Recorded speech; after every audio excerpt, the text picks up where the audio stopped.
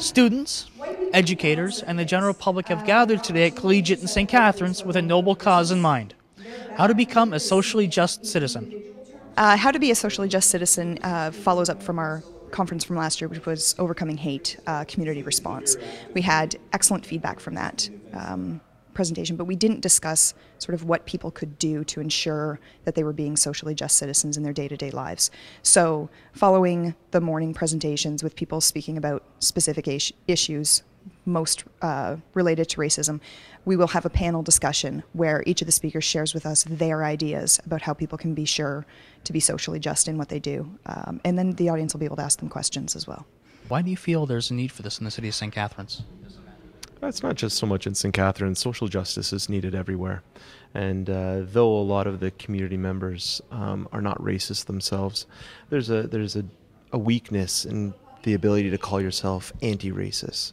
And anti-racist definitely, it means that though you're not racist yourself, you're not committing racist acts or hate crimes, you're not exactly active in the act of stopping them or helping those that are facing injustice. So if that's our issue at hand, then we need conferences and areas of education so that we can get more activists in terms of anti-racism.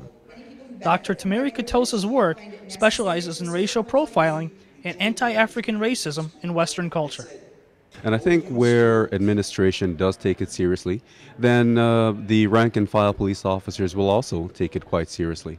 Now, I think I also need to mention that we assume that racial profiling is all about willful intent. It really isn't. It's really about the application of cultural stereotypes. And so some people do it without being fully aware that this is what they're doing, based on the notion that some people are more likely to engage in certain forms of behavior. So it really doesn't mean that cops are, ill-intentioned individuals that are overtly racist. It's about the way that systemic racism functions to create the idea that some people are more likely to engage in crime.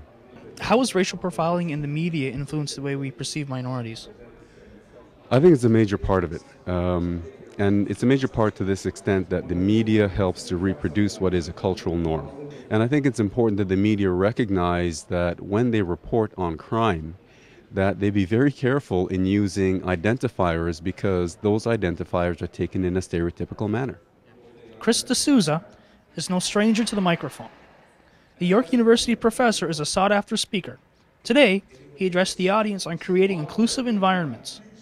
People have the right to feel valued and respected. So protection and respect are a baseline minimum, but we want them to feel welcome. And it's a personal smile when you come up to their counter. It's a teacher who says, welcome into my classroom. Whether you're ELL or ESL learner, we're going to find out how much English you do, you don't know, but not resent them, but welcome into the classroom community.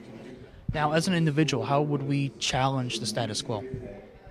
Every time you see something inequitable or hateful or bullying, you stand up and you make a comment around it. Human beings don't like to be challenged. They don't like to be singled out or pointed out that was wrong, and they will be adverse to do it again if they are challenged. So even a child, at 5 years old, can challenge.